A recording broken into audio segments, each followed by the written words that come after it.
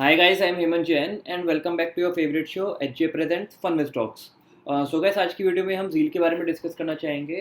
अगर आपने मेरी प्रीवियस वीडियो देखी होगी, मैंने एक वीडियो बनाई थी 3 stocks that I have bought for more than 100% gain.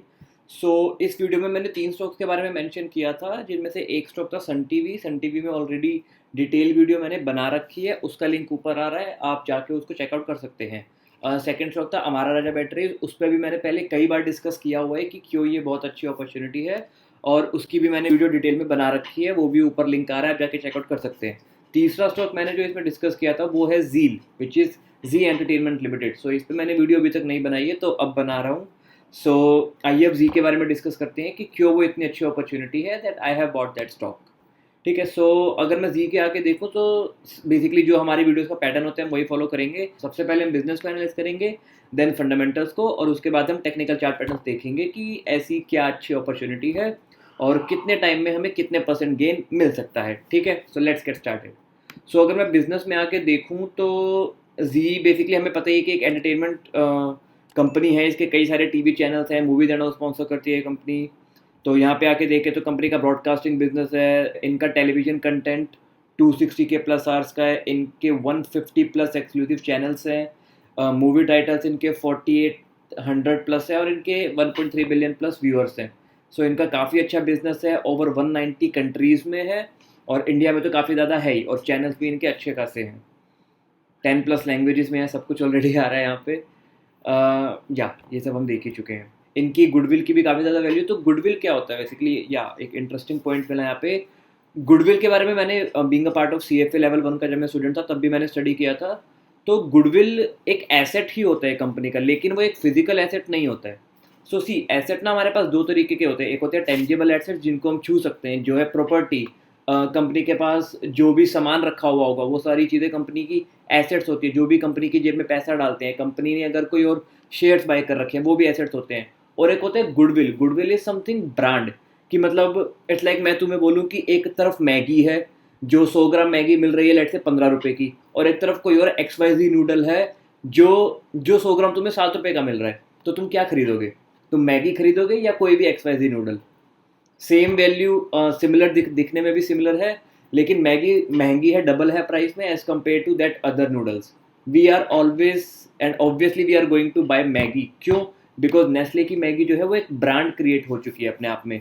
Goodwill उस ब्रांड की बात होती है, that they are something bigger than their self and they are restoring and something their brand equity as well. India का ये number 1 entertainment channel है, हमें पता ही है. इसके 49 चैनल्स है, 11 लैंग्वेज में है, इतने प्लस यूजर्स हैं. N T V and all, Zee T V H D etcetera etcetera. यार इनका बिजनेस बहुत ही ज़्यादा डाइवर्स है. ये काफ़ी सारे चैनल्स है, काफ़ी ज़्यादा बड़ा बिजनेस है. ये सिर्फ इंडिया तक लिमिटेड नहीं है. अभी तक मुझे भी शायद यही लगता था कि जी सिर्फ इंडिया में है, बट ऐसा नहीं है. Europe, middle east, America, Africa, syndication, हर जगह पे जी फेमस है. इनके प्लेटफॉर्म भी हैं, डिजिटल बिजनेस भी है, म्यूज़िक भी है, मूवीज़ भी हैं, सारी चीज़ें हैं.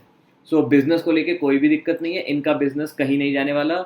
डजेंट मैटर नेटफ्लिक्स कितना ही फेमस हो जाए, मुझे नहीं लगता कि इंडिया की सारी जनता टीवी देखना छोड़ देगी.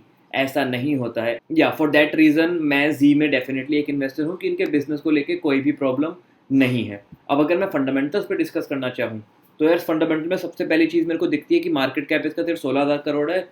एक मिड कैप कंपनी है, और कंपनी 16 की PE पे अवेलेबल है. कंपनी का बहुत बड़ा साइज़ है, और धीरे धीरे ग्रो भी कर रही है, अपनी ग्रोथ पे भी फोकस कर रही है, अपने OTT प्लेटफॉर्म्स पे भी कंपनी फोकस कर रही है, और उसके बावजूद कंपनी बहुत ही सस्ते प्राइस पे अवेलेबल है. सिर्फ 16.6 के PE पे अवेलेबल है. कंपनी का करंट प्राइस देखें तो 170 है, बुक वैल्यू से 100 रुपये है. ऑब्वियसली जी एक काफ़ी बड़ा ब्रांड है, तो बुक वैल्यू से हायर प्राइस पे ट्रेड करना बहुत ही नॉर्मल है इसके लिए, बहुत ही छोटी बात है जो होना ही चाहिए. ROC values, return on equity values are okay enough. Although मैं 25% या 20% से ज़्यादा की ROC वैल्यूज़ को टारगेट करता हूँ वैसी कंपनीज़ को, लेकिन 14.3 भी बुरी वैल्यू नहीं है. और अगर प्रमोटर होल्डिंग देखी जाए तो काफ़ी कम है, सिर्फ 3.9, सिर्फ 4% की प्रमोटर होल्डिंग है. और प्लेजिंग जो है उसमें से भी 5% प्लेज कर रखा है, बट ठीक है, प्लेजिंग ज़्यादा नहीं है. इसको हम एक बार शेयर होल्डिंग पैटर्न में एंड में देखेंगे कि ये होल्डिंग इतनी कम कैसे है. और अगर मैं मैक्स पे करके दिखाऊं तो चार्ट बहुत ही नीचे लेवल पे अवेलेबल है, जबकि अर्निंग्स इतनी नीचे नहीं है. तो अर्निंग में एक बार आके देखते हैं हम. अगर मैं क्वार्टरली रिजल्ट में दिखाऊं तो सेल्स ऑल टाइम हाई पे नहीं है, लेकिन सेल काफ़ी अच्छे लेवल पे अवेलेबल है। कोई दिक्कत नहीं है। जून क्वार्टर में लॉकडाउन की वजह से थोड़ी बहुत इशू हो सकता है आए हों इन्हें, जैसे लास्ट टाइम तो जून क्वार्टर में इनको इशू आए थे, काफ़ी कम हो गया था इनका। और अभी भी as compare to previous quarter result थोड़े से खराब आए हैं, नो डाउट इन दैट। और अगर मैं ईयरली लेवल पे, लेकिन स्टिल अगर ईयरली लेवल पे भी देखा जाए, खराब होने के बावजूद भी इनकी सेल्स 1700 करोड़ है। और ईयरली लेवल पे देखा जाए तो 8000 करोड़ के अराउंड इनका ट्रेलिंग 12 मंथ की सेल्स चल रही है, और लगभग 9000 करोड़ इनका रेवेन्यू नेट प्रॉफिट चल रहा है। ऑल टाइम हाई इनका जो है 2200 करोड़ है। तो मैं ये नहीं कह रहा हूँ कि शेयर ऑल टाइम हाई पे जाएगा, बट जैसे जैसे चीज़ें इंप्रूव होंगी, अगर इनका बिजनेस और भी सही होगा, so there is, oh wait 1 second, या I miss a little point, इनकी जो अदर इनकम है यहाँ पे वो 1400 करोड़ है। तो उस वजह से जो है पास्ट का नेट क्या कहते हैं, पास्ट का नेट प्रॉफिट बहुत ज़्यादा है। लेकिन अगर मैं इस 22 करोड़ में से लगभग 1400 करोड़ माइनस कर दूं तो वो बचता है 800 करोड़। तो उस हिसाब से अभी का जो नेट प्रॉफिट है हमारे पास वो ऑलमोस्ट ऑल टाइम हाई पे है।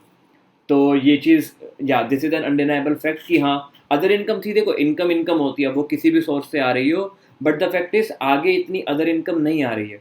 तो हमें जो इनके मेन बिजनेस है, जो भी इनकी ऑपरेटिंग प्रॉफिट आ रहे हैं, हमें उस पर फोकस करने की ज़रूरत है, जो कि अगर मैं इस अदर इनकम को कंसिडर ना करूं तो ऑल टाइम हाई पे हैं और कंसिस्टेंटली ग्रो भी कर रहे हैं, नो डाउट इन दैट।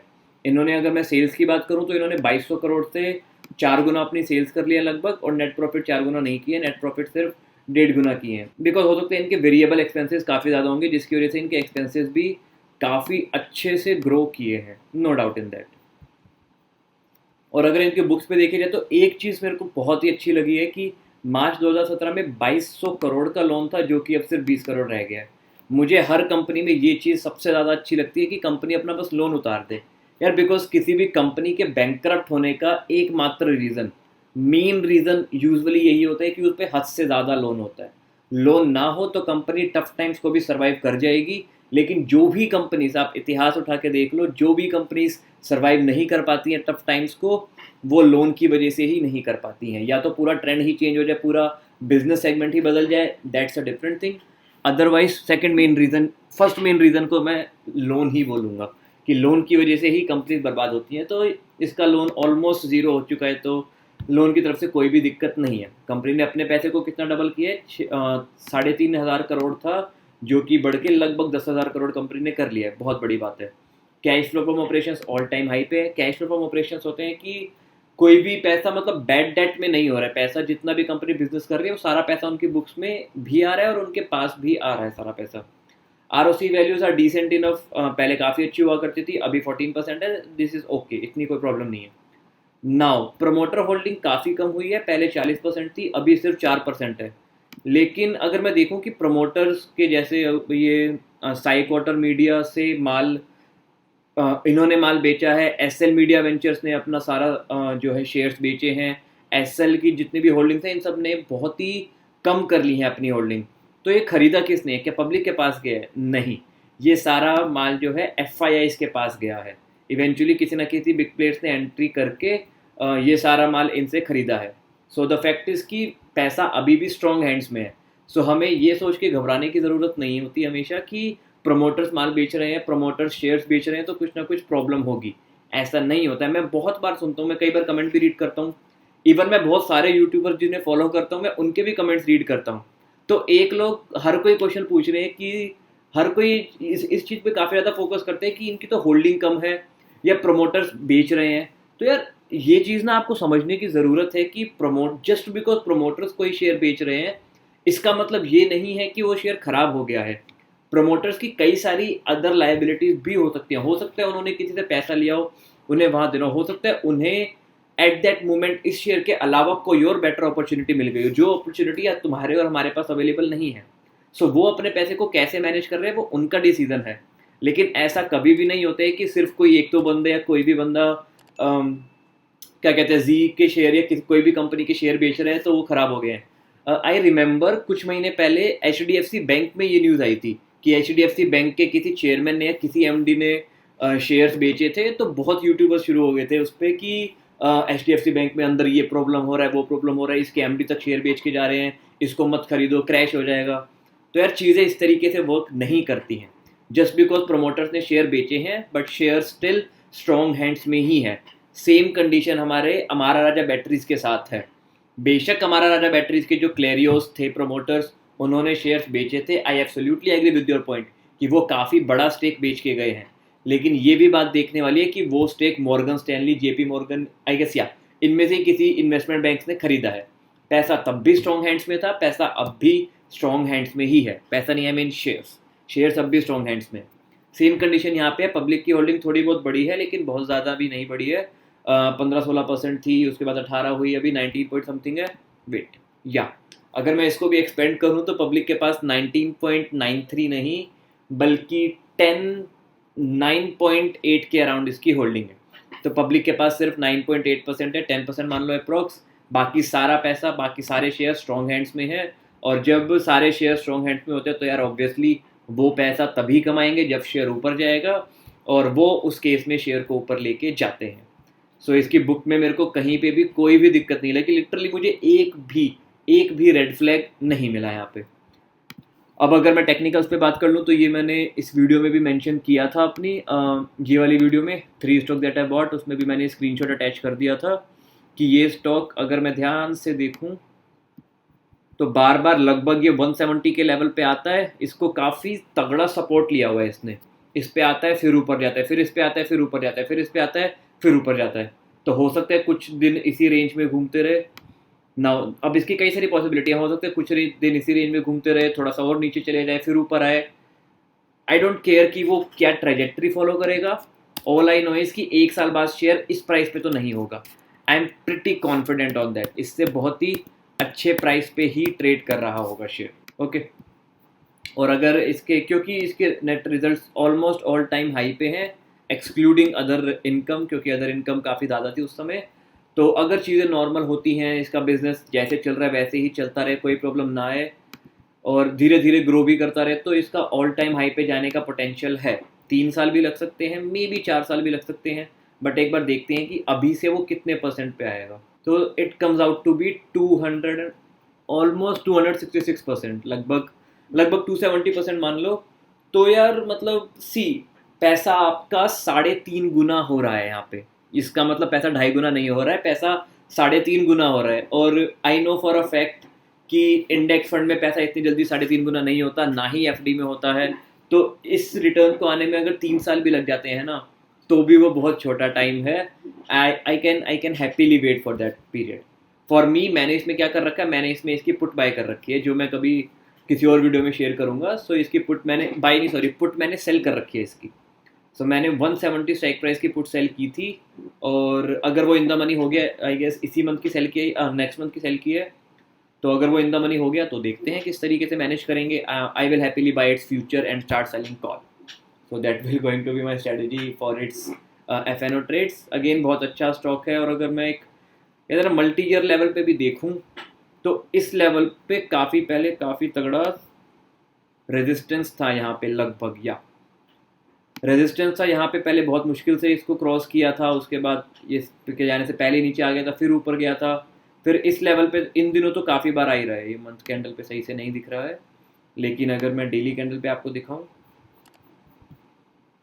तो ये 170 का लेवल काफ़ी स्ट्रॉन्ग सपोर्ट है। ऑब्वियसली ब्रेक हो सकता है, आई गेस हल्का सा ब्रेक हुआ भी है, बट अगेन सपोर्ट या रेजिस्टेंस सिर्फ एक प्राइस नहीं होते, ये एक रेंज होते हैं। तो 165 टू 170 के अराउंड ये स्टॉक काफ़ी ज़्यादा सपोर्ट लेता है। अगेन ब्रेक कर गया, काफ़ी नीचे चला भी गया, तो मैं हैप्पीली वेट कर सकता हूँ। एक एडवाइस मैं ज़रूर देना चाहूँगा अपने प्यारे व्यूअर्स को कि यार जब तुम कोई स्टॉक लॉन्ग टर्म के लिए खरीदते हो ना, तो लॉन्ग टर्म के लिए रुका तो करो कुछ भी होने से पहले। मैं अभी भी कह रहा हूँ, और मैं ये पहले भी कहा है और बाद में भी कहते रहूँगा, ये स्टॉक मेरे खरीदने के बाद 20% नीचे जा सकता है। इस स्टॉक का हक है, because that is why we are getting amazing returns in the stock market, because यहाँ पे हद से ज़्यादा वोलेटिलिटी है। मैं बहुत सारे लोगों को देखता हूँ, इवन या कई बार फेसबुक ग्रुप्स पे भी मैं देखता हूँ, जो है ग्रुप्स होते हैं, लोग कहते हैं कि यार मैंने ये स्टॉक 2 साल के लिए खरीदा था, लेकिन ये 1 महीने में ही नीचे गिर गया, क्या करूँ का क्या मतलब होता है यार। वेट करो, जब तुमने 2 साल के लिए खरीदा है कोई स्टॉक पूरी एनालिसिस के बाद, तो 2 साल वेट तो करो। एंड किसी और से क्वेश्चंस पूछना बंद कर दो, बिकॉज तुमने अगर अपने एनालिसिस से किया है ना, बिकॉज सी सेकंड पर्सन या थर्ड पर्सन जिससे भी तुम पूछ रहे हो वो तुम्हें कोई रैंडम सजेशन ही देगा। मे बी वो कोई जनरलाइज सजेशन दे दे कि यार स्टॉप लॉस लगा ले, सारे बड़े ट्रेडर स्टॉप लॉस लगाते हैं, या वो तुम्हें कोई और जनरलाइज सजेशन दे दे कि एवरेज आउट कर लो। तो यार थोड़ा सा सोचो, फंडामेंटल्स टेक्निकल्स इन सब चीज़ों के बेसिस पे जब तुम कोई डिसीजन ले रहे हो तो उस डिसीजन पे बने रहो, थोड़ा सा कॉन्फिडेंस रखो। हर 5-10% की फॉल पे लोगों से पूछने की ज़रूरत नहीं है कि 5% गिर गया क्या करूँ, 10% गिर गया क्या करूँ, कुछ मत करो, वेट करो। 1 साल का टाइम लिया है अगर तुमने किसी स्टॉक को खरीदने से पहले डिसाइड किया था कि I am buying this stock for long term, तो लॉन्ग टर्म 1 महीने 2 महीने 2 दिन नहीं होता है, लॉन्ग टर्म मतलब 2-3 साल तो एटलीस्ट वेट करो। और जितना अच्छा इसमें पोटेंशियल है, आई एम प्रिटी श्योर 2 साल बाद ये 300 से नीचे ट्रेड नहीं हो रहा होगा, हो रहा होगा तो देखा जाएगा, कोई बात नहीं, मेरे पोर्टफोलियो में बहुत सारे स्टॉक हैं। Again we have to follow the rule as well, rule आपकी स्क्रीन पे है, और रूल यही है कि क्योंकि ये मिड कैप कंपनी है, सो मैं इस मिड कैप कंपनी में अपने पोर्टफोलियो का 2.5 to 3% से ज़्यादा इन्वेस्ट नहीं करूँगा। डजेंट मैटर कितनी अच्छी अपॉर्चुनिटी क्यों ना हो, अगर कंपनी स्मॉल कैप है तो 1.5% से ज़्यादा इन्वेस्ट मत करो, अगर कंपनी मिड कैप है तो 2.5 to 3% से ज़्यादा मत करो, और अगर कंपनी लार्ज कैप है तो 5% से ऊपर मत ही जाओ, क्योंकि उसके बाद ही तुम्हें टेंशन होती है कि यार मैंने इतना ज़्यादा इन्वेस्ट कर दिया था, स्टॉक नीचे गिर गया। तो ज़्यादा इन्वेस्ट मत करो, लिमिटेड वे में इन्वेस्ट करो, और फिर आराम से शिद्दत से इंतज़ार करो, सब्र का फल मिलेगा, डेफिनेटली मिलेगा। I hope you like this video guys, please give me a thumbs up if you like this video, that would indicate to me that you guys really appreciate my content, और मैं आगे ऐसी कई सारी videos लाऊंगा। And अगर अभी तक आपने चैनल को सब्सक्राइब नहीं किया है तो please do subscribe the channel, और अगर आप कमेंट में thank you for this video लिखोगे तो मुझे बहुत अच्छा लगेगा और मुझे ज़्यादा मोटिवेशन आएगी ऐसे आगे ऐसी और भी वीडियोस बनाने की। On that note guys, I will see you in the next video.